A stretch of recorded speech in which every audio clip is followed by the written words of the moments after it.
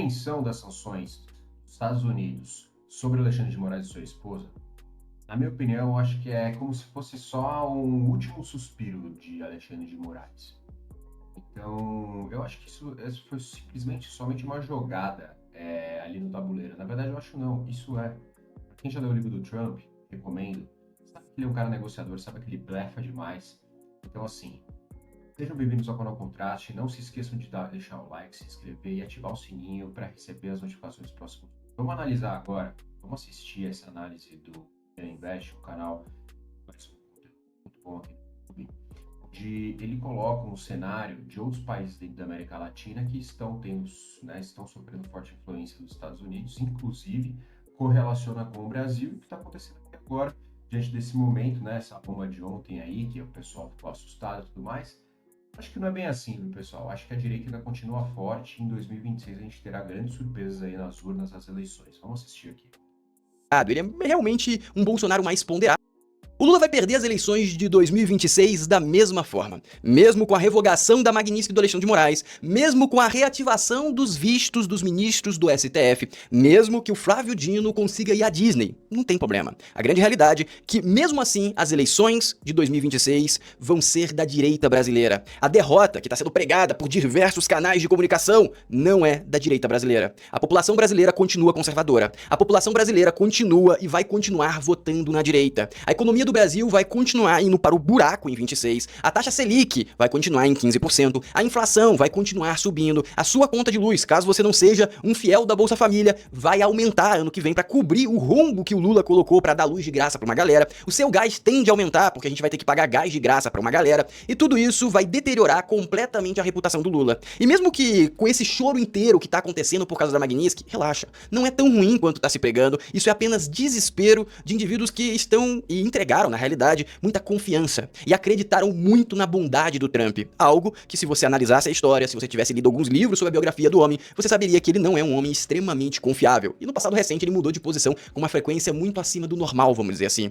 Ou seja, o Trump é o presidente americano e não o presidente do Brasil. E o objetivo dele é ajudar os Estados Unidos e até por isso que ele vai fazer o Lula perder em 2026. Não vai ser pelo Brasil, não vai ser por você, não vai ser por mim, não vai ser pelo Bolsonaro. Vai ser porque existe uma estratégia que ele começou desde o início do seu mandato, desse mandato e do outro mandato, que é projetar poder no mundo. E nesse projeto de projeção de poder, a América Latina, o Brasil, faz um papel essencial. Ou seja, ele pode ter negociado, ele pode ter ganhado muito com a negociação do Lula, mas ele entende que permanecer, ou deixar, ou incentivar, ou proteger o Lula para ele se reeleger em 2026 é completamente contraproducente para os Estados Unidos. E da mesma forma que ele usou o Bolsonaro e depois descartou, ele vai usar o Lula e vai descartar em 26 e pode ter um alto grau de confiança que ele vai se inserir na política brasileira tentando influenciar exatamente como ele fez com a Argentina. O que ele fez com a Argentina nas últimas eleições agora de meio de mandato? Basicamente ele foi pra lá e falou que ia dar 20 bilhões de empréstimos condicionados ao Milei ganhar as eleições, ou ter maioria lá no Senado, no Congresso, não sei exatamente como foi, mas ter a maioria, e foi exatamente o que aconteceu. No momento que o Milei ganhou, ele entregou os 20 bilhões de dólares, a moeda argentina se recuperou e a população ficou mais feliz, ou seja, influência direta. Uma influência que fica mais parecida com o Brasil está acontecendo na Colômbia. Ele apertou muito a Colômbia e o STF, o Supremo Tribunal da Colômbia, do nada resolveu parar a perseguição política a favor do Gustavo Petro e virou a mão. E agora estão perseguindo o Gustavo Petro, que é o atual presidente da Colômbia. Ou seja, a Colômbia também já está engatilhada, e se você olhar as pesquisas de aprovação do presidente atual, já está engatilhada para a direita ganhar. A Bolívia aconteceu isso também, tá para a direita, e o ex-presidente, que era de esquerda, já está preso. No Chile, as eleições, o primeiro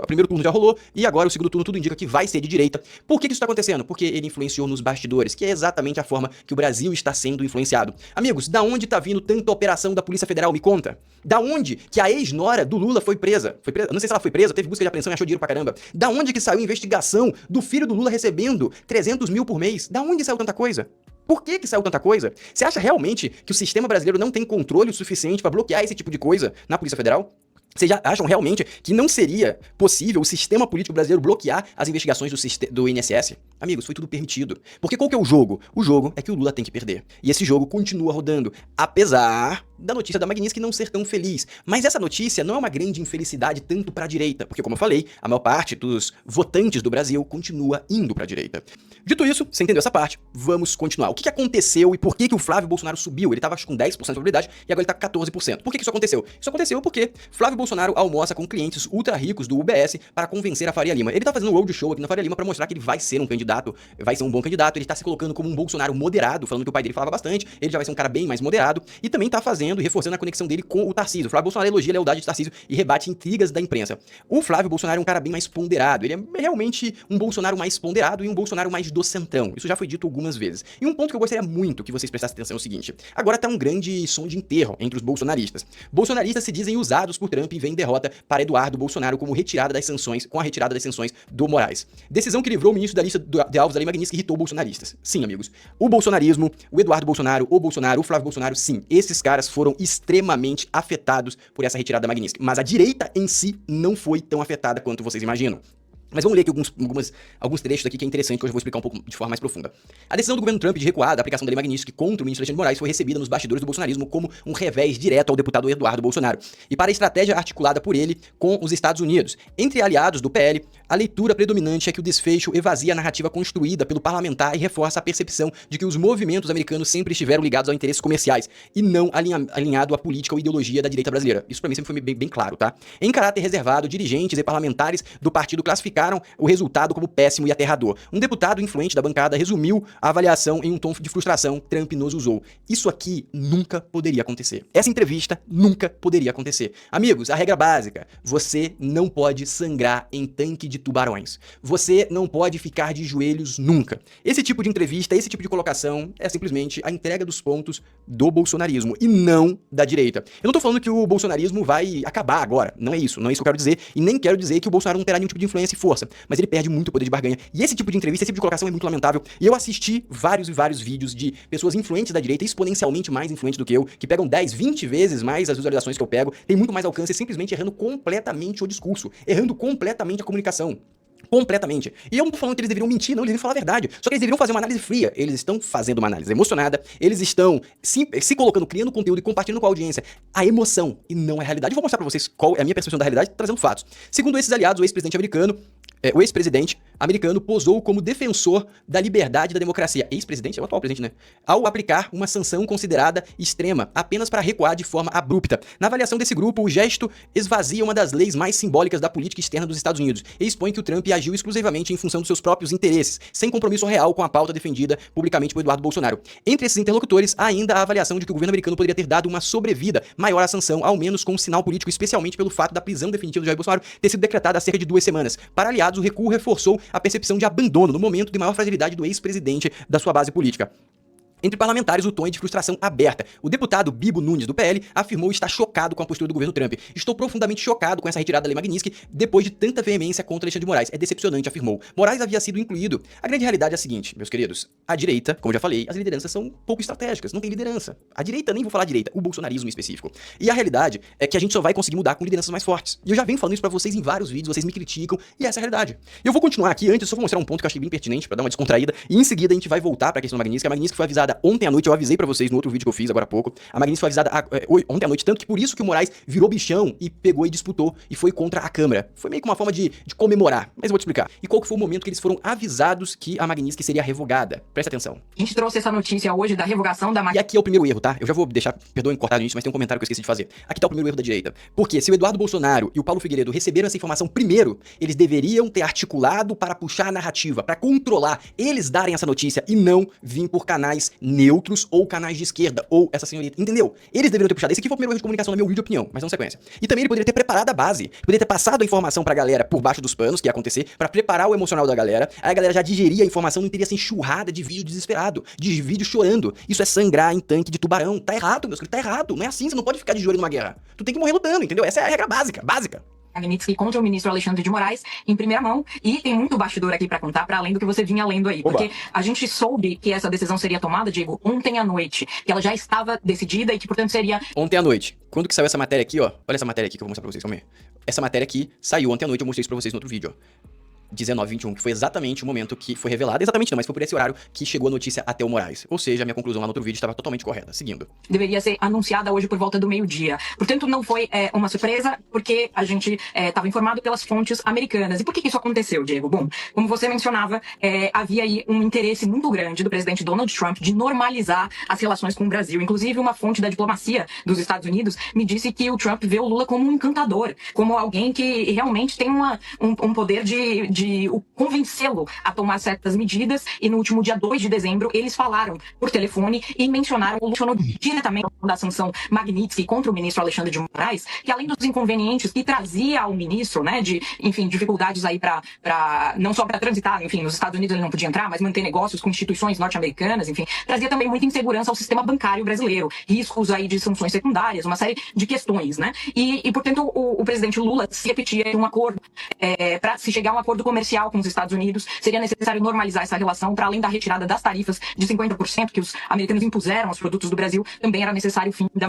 Então, o Departamento de Estado começou a trabalhar nesse assunto. Trabalhou nesse assunto, foi negociado algo que não se sabe os termos exatos. Uma das requisições dos Estados Unidos era blindar as redes sociais e também blindar a taxação das Big Techs, que incluindo a Netflix. Então, parece que tá evoluindo, não sei como que vai ser essa taxação, porque teoricamente isso entrou na negociação. Mas temos que entender o seguinte, para 2026, que é o grande interesse. Se o Trump realmente blindou a censura das redes sociais, vai ser top, a gente vai descobrir nos próximos dias, porque se o Alexandre de Moraes estiver livre, leve solto, ele vai começar a bloquear canal pra caramba. Essa é a grande realidade, porque antes da Magnitsky ele tava assim, com poder. A Magnitsky passou, foi ativada e ele ficou assim com poder. Ou seja, agora ele tá demonstrando que tá voltando a crescer. E a primeira demonstração dele foi, como eu mostrei pra vocês, que ele foi pra cima da Zambelli e rasgou completamente a questão do Senado lá e da Câmara, mas o Centrão nunca dependeu do Trump. E a briga agora não é com o bolsonarismo, é com o Trump, presta atenção. A decisão da Câmara dos Deputados sobre Carla Zambelli. Tel Curi volta com a gente e traz as informações dessa decisão que acaba de ser tomada pelo ministro Alexandre de Moraes. Como você adiantou que poderia acontecer, Tel?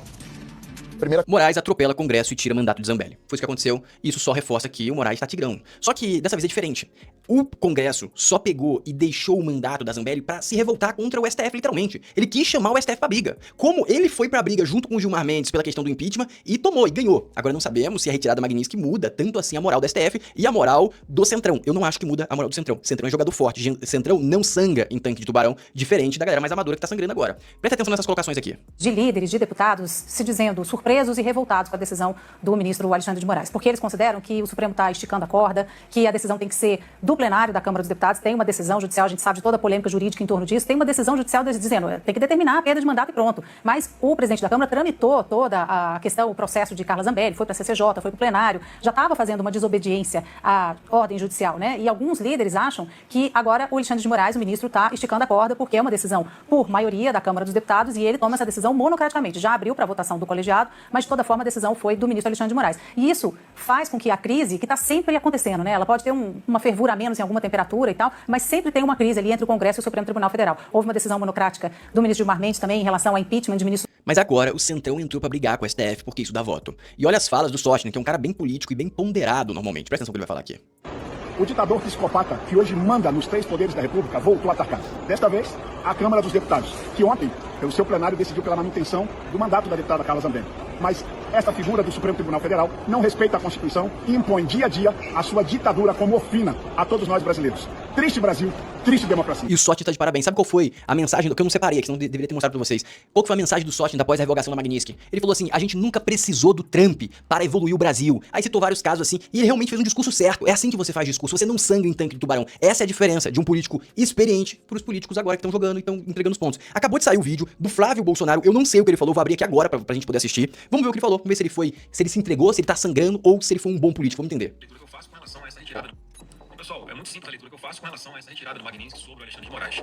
Foi o governo Trump fazendo um gesto gigantesco pela anistia no Brasil. Ele fala de um passo inicial que está sendo dado, lembrando que o projeto da dosimetria, que não é anistia, está para ser votado no Senado Federal agora, na semana que vem, na terça-feira, e a oportunidade que nós temos de melhorar esse projeto, aprovar uma anistia, porque não tem nenhuma dúvida que o passo seguinte do governo americano será retirar 100% da sobretaxa dos nossos produtos brasileiros que são exportados para lá. Então fiquei muito feliz com essa notícia, esperamos aí que não existam vaidades, esperamos que exista responsabilidade para que possamos resolver os nossos próprios problemas aqui no Brasil. Jogou. Certíssimo. Discurso certíssimo. Discurso certíssimo. É isso aqui que tem que falar. É isso aqui é discurso de quem? De quem tem experiência com política. Jogou certo. Não ficou sangrando, não ficou chorando. Jogou certo. Não, isso aqui foi por causa da dosimetria? Foi por causa disso? Não foi. Não foi, mas ele tem que falar isso, cara. Ele é um político que tá sentado na mesa, tá candidato pra presidência. É isso que ele tem que falar. Falou certíssimo. E como ele teoricamente deveria ter essa informação privilegiada, o Eduardo Bolsonaro não sei se teve, eles deveriam ter tido uma estratégia de narrativa muito melhor do que tá tendo. De a galera realmente perdeu a fé. E não é assim que se perde. Como o Sócrates disse, a gente chegou até aqui sem o Trump. O Brasil era muito pior 20, 30, 40 anos atrás. Hiperinflação e tudo mais. Não pode entregar os pontos assim. Seguindo. E agora a guerra tá formada, ó.